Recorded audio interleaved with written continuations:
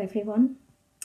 Easter is my favourite time of the year, both in church and in general life. I love seeing the crocuses and the daffodils and the little buds coming up and the lambs frolicking about in the fields. I also have very, very special memories of lovely family times with special roast dinners on Easter Sunday.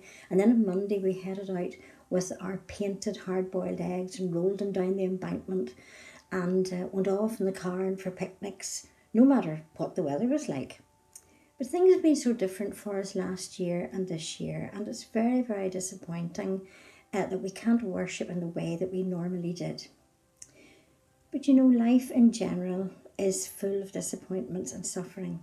And Jesus endured the ultimate suffering in any life as he gave his life willingly and sacrificially to provide a way back to God and to forgive us for our sins. His journey to the cross was full of pain, abandonment, sadness and betrayal. But can you envision this? You have a group of 12 friends and you organise a lovely dinner for them. And during the meal, you discover that one of them is going to turn you in the next day to the legal authorities. You are going to be accused of doing something that you know you have not done, and the resulting punishment could be the death penalty.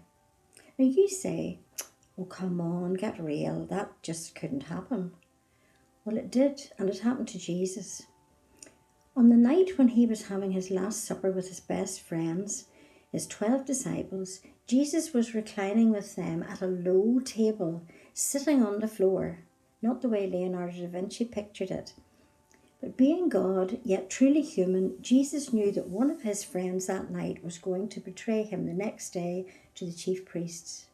Now, these chief priests knew that they had only 2 days until the Passover and they wanted Jesus dead. They needed to swoop in on him in private. And Jesus said that night that one of his disciples was going to be a traitor.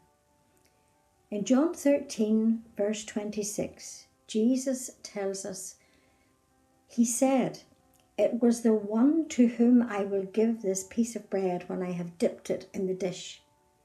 And then dipping the piece of bread in the dish, he gave it to Judas Iscariot. Now Judas was the treasurer of the group. He was a mean money grabber. He pretended to care about people.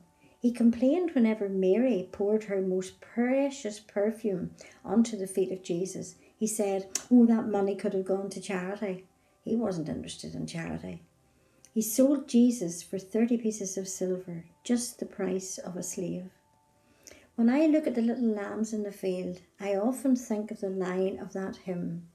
He was led like a lamb to the slaughter, although he was innocent of crime. Jesus was innocent because he was sinless. He could not sin. Jesus was forsaken by one of his closest earthly associates who was a spy against him. That's why today is called Spy Wednesday. Enjoy listening to the other stories for the rest of Holy Week. Have a blessed Easter. Take care, keep well and stay safe. God bless. Bye.